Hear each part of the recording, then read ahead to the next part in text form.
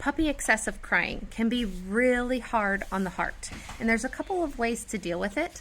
The number one rule is to never, ever, ever, ever, ever open the crate door while the puppy is crying, and everyone in your household must be on the same page with that rule, because doing it one time can create a pattern of behavior that is incredibly hard to break.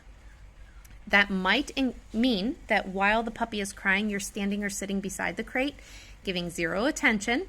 And when the puppy stops for a breath, you open the door, you say yes, and you praise the puppy for that quietness. That's called marking the behavior that you want. Okay, so that will help get more of that behavior. That might take some time. Every puppy cries different amounts of time. It just depends on how their body handles the stress of being away from siblings, being away from mom, and being away from the environment that they were in for 8 weeks prior to you getting them. One thing that might help is covering the crate with a blanket. Another might be to give them a stuffed animal to snuggle with. There are snuggle puppies that you can buy that have a heartbeat. There are probably off-market kinds that have heartbeat sounds. And there is also on Chewy, and I'm sure Amazon, calming spray. So I would recommend the more natural ones, of course, but you just give a spritz inside their crate, and that really helps just calm them down for that adjustment period.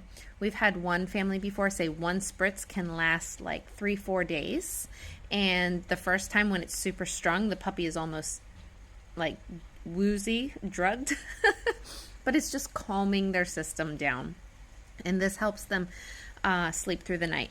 Another thing that I like to do is giving them a special chew, like their most favorite chew, and only give that during crate time. We really like bully sticks, and the larger the better because they last longer, and it's harder for the puppy's mouths to get around it to really like eat the whole thing in a night. So if the bully stick, no rawhide, no chicken, is given just in the crate, that keeps their brain busy, so that when in the crate they're like, oh, it's fun in here, this is nice, right? I get this special treat while I'm in here. The other thing that you can do is if you have a puppy that does excessive crying, make sure you are giving plenty of crate practice time during the day.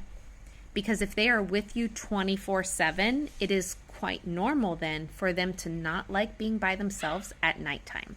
So that practice during the day is really essential. So that's why we recommend the 2-2-2 rotation, where it's 2 hours in the crate, 2 hours with people, 2 hours in a playpen by themselves, just chilling and playing and drinking and doing whatever they want to do, 2 hours with people, 2 hours in a crate, and rotate back and forth. If you have an excessive crier, you might need to get rid of the playpen, not get rid of it, but not use it currently, and just go 2 hours with people, 2 hours with crate, 2 hours with people, 2 hours with crate, just so that they get into the comfortableness of, hey, my crate's pretty good. I get to relax, my brain gets to relax.